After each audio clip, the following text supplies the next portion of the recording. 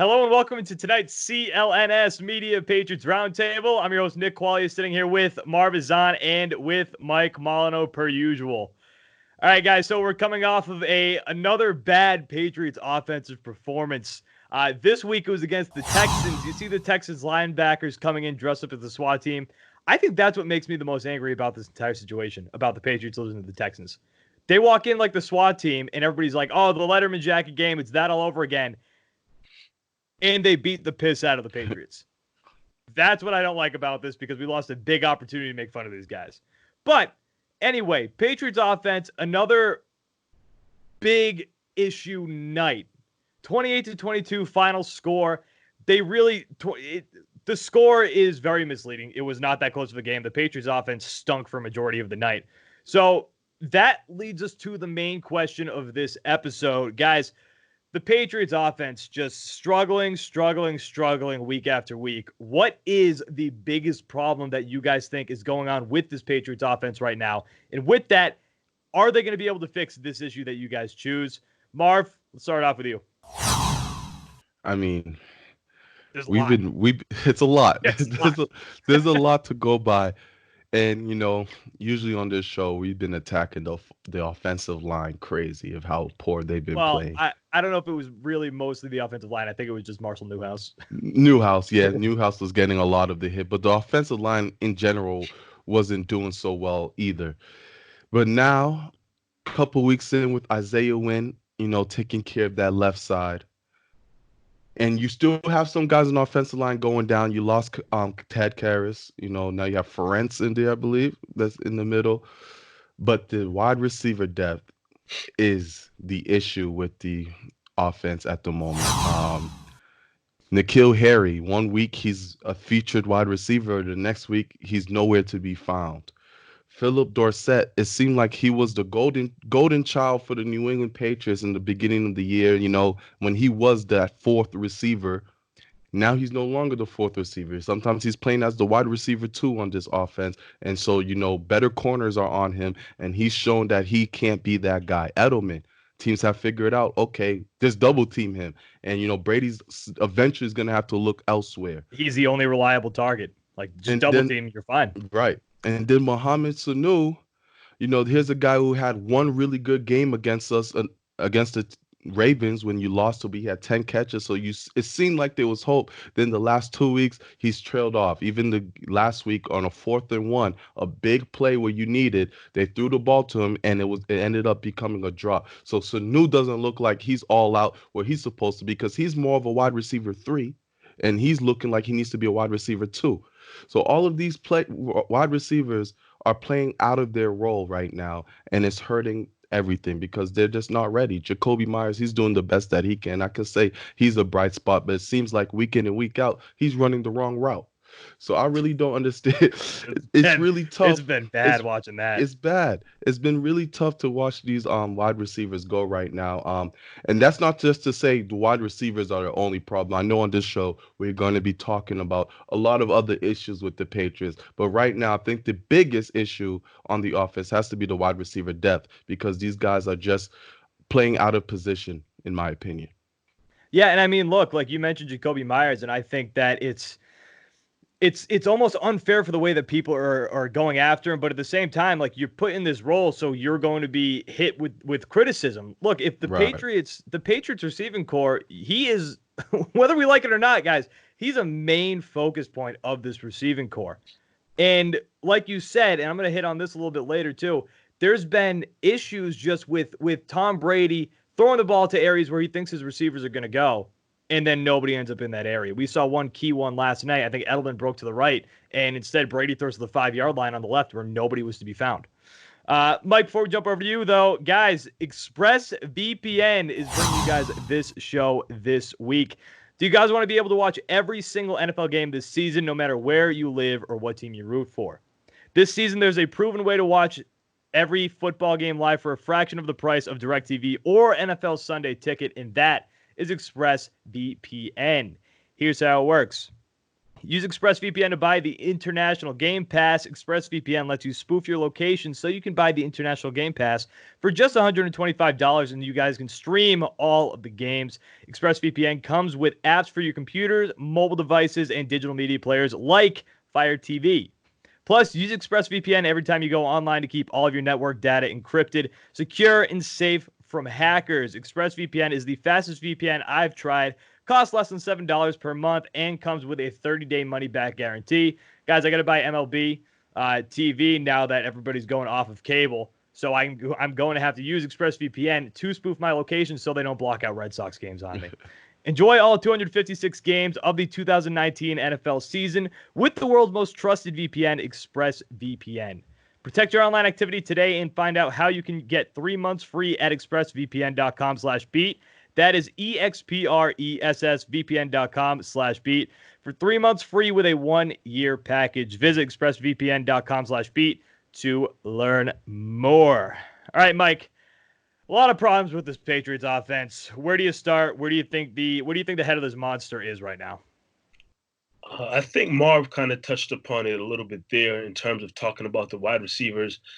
And, I really look at it as a situation where the connection, the chemistry between Brady and the wide receivers just is not there. With the group of guys that are currently out on the field, it's just not there. Obviously, it's there with Edelman. We see how reliable that connection is when Brady looks his way. James White has been around for a number of years now, so him and Brady have built that chemistry and connection up. Other than that, Sanu, Dorsett, not too much, a little bit. N'Keal Harry, Jacoby Myers, 2 rookies. Think of over the years what Tom Brady has done, especially as he's aged.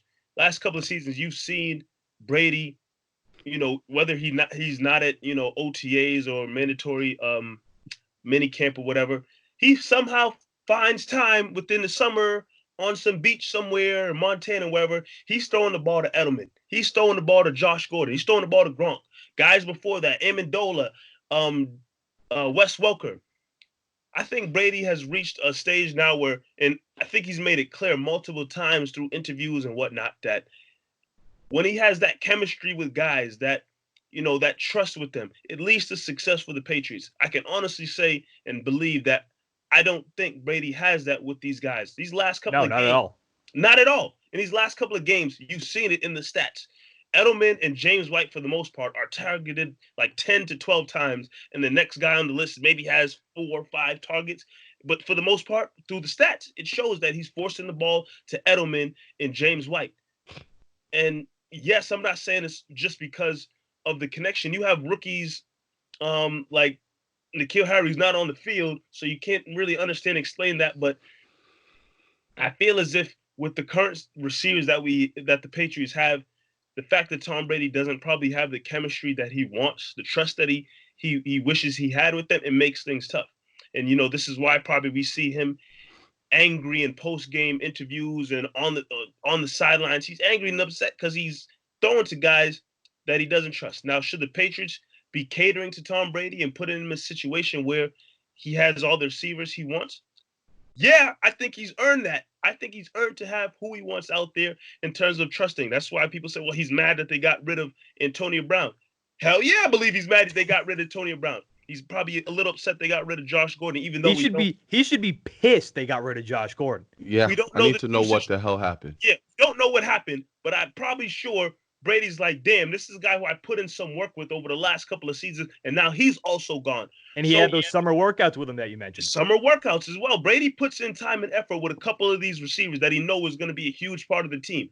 I don't think he was thrown on a beach to Jacoby Myers too much. Or did he work out with N'Keal Harry? I'm not too sure. He did work out with N'Keal Harry a little bit. He did work out with N'Keal Harry, but for the most part, he hasn't been around all season. I think that's where some of, not all of the issues with the offense lie, but some of the issues with the offense lie with the fact that Brady is working with the guys who don't fully have the trust that Brady usually dishes out to guys that he's been working with for a long period of time.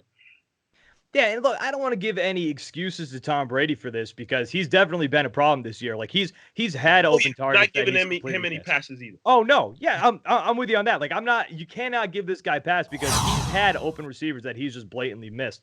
The chemistry to me, I think, is the biggest problem with this team. Because like I mentioned before, he's thrown to areas where years past, you have Danny Amendola. Him and Danny Amendola, really great chemistry. He throws that ball. Before Danny even looks, he's headed to that spot. There was a play, Jacoby Myers. He broke in last night, came back towards the line of scrimmage. Tom Brady throws another 10 yards downfield instead, where he's expecting Jacoby Myers to be. And I think, if I remember correctly, he went after Jacoby for that. He got pissed about that. He's throwing one deep ball to the 5-yard line to Julian Edelman, who's a guy that he has chemistry with. And Julian Edelman's running to the right instead. So there's just so many problems with the chemistry. There's no flow with this team. There's no flow at all, especially once they get to the red zone. We talked about this a couple of weeks ago. The red zone still, they're just under 49%, just under 49% of the time they score touchdowns. There was a great chance at the start of that game, early on in that game in the first quarter, when the Patriots marched all the way downfield. The offense looked pretty good. They, for whatever reason, they were running the ball real well. Once they got to the red zone, they kind of stopped running the ball, which didn't really make any sense to me. Another problem, Josh McDaniels and a lot of these play calls aren't making any sense. But there's no cohesion. There's no consistency within the offense. And depth with the receivers, that's another big problem. Look, your offense is not going to be that successful passing-wise if Phillip Dorsett's going to be your number 2 target. It's just not going to be. And then your number 3 target's going to be Jacoby Myers, who's an undrafted free agent. And then you have N'Keal Harry, who played in 12 of the first 16 snaps on Sunday night. And then after the interception that he was a part of, he should have tried to at least undercut the defender. He only played 10 of the next 61. It was a bad throw. It was a bad throw, but N'Keal really did not do anything to help out that either. So there are just so many issues. The offensive line, I'm actually going to give a pass. But with all that being said, I think my biggest issue with this offense right now, and this is my number 1 head of the monster issue, there's no unpredictability. You know what's coming. Sony Michel's out there, they're running the ball. James White's out there, they're passing the ball. And then you don't have a guy who takes away defenders. You don't have a guy like Rob Gronkowski who's going to take 2 defenders. You don't have a guy. You have a Julian Edelman. They double cover him. Then you're left with Jacoby Myers, again, an undrafted free agent. You're left with N'Keal Harry, who hasn't proven anything yet. Mohamed Sanu, who's on and off. And then Phillip Dorsett. You're just not going to win that way. And real quick before we wrap this one up, I briefly mentioned Josh McDaniels. Guys, what was that 4th down? Half yard to go. To be honest, and I'd never miss a chance to talk about Josh McDaniels. Or doesn't. If I could talk about Josh McDaniels and his horrible play call, I'll get on it. But I wasn't mad about that one. Oh, I was pissed. I wasn't mad. They stacked the box. You weren't going to be able to run that in. Sanu needs to make that catch. No, you're right. He does, because it hit him right in the hands. Yeah. It hit him right in the hands. But I hate that play call still. I hate the play call, especially when your running game that entire night was working real well. If you that's a great specialty right there. Yeah, that's a Brady specialty. I think he still makes that. And either way, even if you don't think that he's going to make that, give the ball to Sony. Let him go left. He was running well last night. Give it to James White. You literally need 1.5 foot. I think you would have hit that if you went for the run. Now, granted, again, like you said, Sanu should have caught that ball. Absolutely. Yeah. But I still hate the play call. Also, last shot before we go here. Kai Forbath. Bye-bye. Waved right before the show. Very glad Kai Forbath is no longer on this team. Bye. I don't think there's been a kick that pissed me off more than yesterday's. I don't know why that one was just a slap in the face. That summed up that entire game.